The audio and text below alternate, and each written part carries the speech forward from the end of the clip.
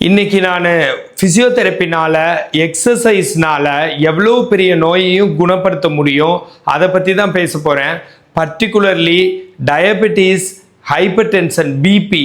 இன்னைக்கு வாழ்வியல் முறை, வாழ்க்கை முறையினால் வர்ற நோயில் ஹைப்பர் டென்ஷனும் டயபெட்டிஸும் முதல் இடத்தை வகிக்குது. சுகரும் பிபியும் தான் இன்னைக்கு கொஞ்சம் வயசு ஆக ஆக மிகப்பெரிய தொந்தரவாக மாறி அதனால் பக்கவாதம் வர்றது, அதனால் ஆம்புடேட் பண்ணி காலை எடுத்துறது, விரலை எடுத்துறது, ரொம்பவுமே கஷ்டப்படுறது, அப்புறம் மாத்திரையாக சாப்பிட்டுட்டு இருக்கிறது, இந்த மாதிரி நிறைய பேர் கஷ்டப்படுறாங்க. அதுக்கு தீர்வே கிடையாதுன்னு நினச்சிட்டு இருக்கிறீங்க. அப்படி கிடையாது. வாழ்வியல் முறையினால் வந்த நோய்க்கு வாழ்வியல் முறையை மாத்துறது தான் ஒரு தீர்வு. அதாவது லைஃப் ஸ்டைல் டிசீஸுக்கு லைஃப் ஸ்டைல் மாடிஃபிகேஷன் தான் ஒரு முழுமையான தீர்வாக இருக்கும். அந்த லைஃப் ஸ்டைல்னா என்னன்னு கேட்டிங்கன்னா இந்த பிபி அண்ட் சுகர் ரெண்டை மட்டும் இன்னைக்கு நான் சொல்கிறேன். இன்னும் நிறைய நோய்கள் எக்ஸசைஸில் க்யூர் ஆகிற நோய்கள்.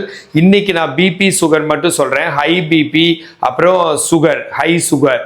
ஸோ இந்த மாதிரி இருக்கிறவங்களுக்கு என்னன்னு கேட்டிங்கன்னா, அவங்களுக்கு இன்சுலின் ரெசிஸ்டன்ஸும் இல்லை பிளட் ப்ரெஷர் அதிகமாக இருந்தால் ஒரு ப்ராப்ளமாக இருக்குது. அப்படி இருக்கிறவங்களுக்கு வந்ததுக்கே மூணே காரணம் தான். எல்லா நோய்க்கும், most of the lifestyle டிசீஸ்க்கு 3 காரணம் தான் இருக்குது. மனநிலை, உணவு, எக்ஸசைஸ். மனநிலை, உணவு, எக்ஸசைஸ்னால வந்ததை அதே மனநிலை, உணவு, எக்ஸசைஸை வச்சு க்யூர் பண்ண முடியும். மனநிலை, உணவு, எக்ஸசைஸ் தான் நோய் காரணங்கிறப்போ அந்த மனநிலை, உணவு, எக்ஸசைஸை நம்ம மாற்றி அமைக்கிறது நோயிலிருந்து நம்ம விடுபடுறதுக்கு உதவியாக இருக்குது.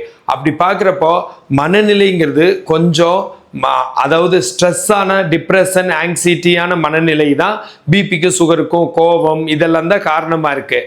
அதே மாதிரி உணவுன்னு எடுத்துக்கிட்டா ஒரு பேலன்ஸ்டு டயட் இல்லாமல், இல்லை நியூட்ரிஷியஸ் டயட் இல்லாமல், ஒரு பழங்கள், காய்கறிகள் இல்லாமல் சாப்பிட்றதெல்லாம் காரணமாக இருக்குது.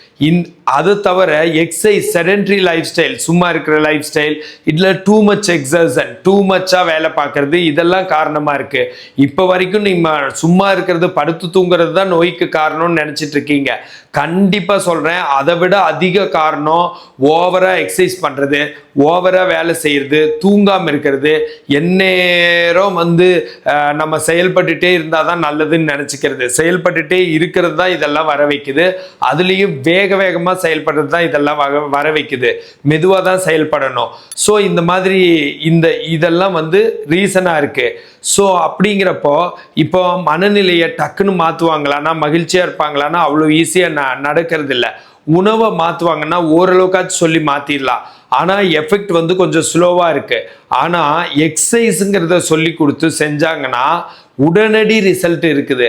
அதனால் நான் என்ன பண்ணுறேன்னா, 3ஐயும் ரொம்ப ப்ராப்பராக சொல்லி கொடுத்து, அதில் நான் ஃபிசியோதெரபிஸ்ட்னால எக்ஸசைஸில் ரொம்பவும் கான்சென்ட்ரேட் பண்ணி, அதில் உண்மையிலேயே நான் ஒரு ரிசர்ச் அண்ட் டெவலப்மெண்ட் டீமே வச்சுருக்கேங்க. 12 ஃபிசியோதெரபிஸ்ட் ஒர்க் பண்ணுறாங்க.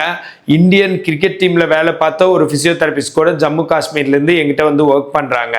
எல்லாருமே ஆன்லைனில் பேஷண்ட்ஸ் பார்த்துட்ருக்குறோம். அரவுண்ட் த வேர்ல்டு ஒரு டோட்டலாக 100 கண்ட்ரீஸ்லேருந்து எனக்கு பேஷண்ட்ஸ் வர்றாங்க.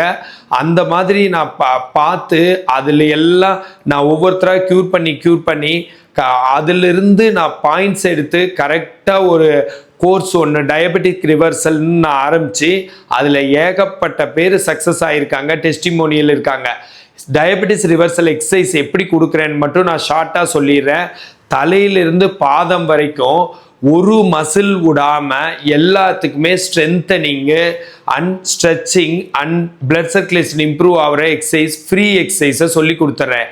நான் சொல்லித்தரது நான் வெயிட் பேரிங், நான் ஏரோபிக்ஸ் எக்ஸசைஸ். அதாவது ஓடுறது, நிற்கிறது, நடக்கிறதெல்லாம் சொல்கிறது இல்லை. அதில் எல்லாம் சம் சைடு எஃபெக்ட்ஸ் இருக்குது. அதே மாதிரியே காலை ஊன்றது அதெல்லாம் சொல்கிறது இல்லை. ஏன்னா நீ பெயின் அதிகமாகுது, சயாட்டிக் அதிகமாகுது. எல்லாமே நான் வெயிட் பேரிங், படுத்துட்டு மல்லாந்து படுத்து செய்கிறது, ரைட்டில் படுத்து, லெஃப்டில் படுத்து, குப்புற படுத்து, இல்லை உட்காந்துட்டு செய்கிறதா இருக்குது. ஸோ இதனால் என்ன ஆகுதுன்னா, இந்த எக்ஸசைஸ் கார்டிசோல், அதாவது ஸ்ட்ரெஸ் ஹார்மோனை சுரக்கிறது இல்லை, ஹாப்பி ஹார்மோன் சுரக்கிற மாதிரி இருக்குது. அதனால ரொம்ப பிரயோஜனமா இருக்கு. பிரீத்திங் எக்ஸசைஸையும் அதோட இன்க்ளூட் பண்ணியிருக்கேன். அதனால ஒரு ஃபுல் பேக்கேஜா நம்மளோட ட்ரைனேஜ் எல்லாம் வெளியில போய் எல்லா மசிலுக்கும் கரெக்ட் கரெக்டாக வந்து அந்த சர்க்குலேஷன் இம்ப்ரூவ் ஆகிறதுனாலையும் அதனால் வந்து நம்மளோட எல்லா செல்ஸுக்கும் குளுக்கோஸ் ப்ராப்பராக கிடைக்கிறதுனாலையும் நம்ம அந்த இன்சுலின் ரெசிஸ்டன்ஸை நம்ம மீறி இதுலேருந்து சக்ஸஸ் ஆக முடியும். கண்டிப்பாக இந்த மாதிரி எக்ஸசைஸ் உங்களுக்கு ஹெல்ப்ஃபுல்லாக இருக்கும். எக்ஸசைஸ் இதுக்கு ஒரு தீர்வாக இருக்கும். நீங்கள் ரிவர்ஸலே ஆயிக்கலாம். இந்த மாதிரி உங்களுக்கு டயபெட்டிஸ் சம்மந்தமாக அதுக்கு உண்டான எக்ஸசைஸ் சம்மந்தமாக கொஸ்டின்ஸ் இருந்தால் கண்டிப்பாக எனக்கு கால் பண்ணுங்கள். அண்ட் ஃபிசியோதெரபிஸ்ட் வந்து நல்ல ஆப்பர்ச்சுனிட்டிஸ் வேணா எனக்கு கால் பண்ணுங்கள். ஹெல்த் டிப்ஸ் வேணா என்னை ஃபாலோ பண்ணுங்கள். This is Prakash, physiotherapist.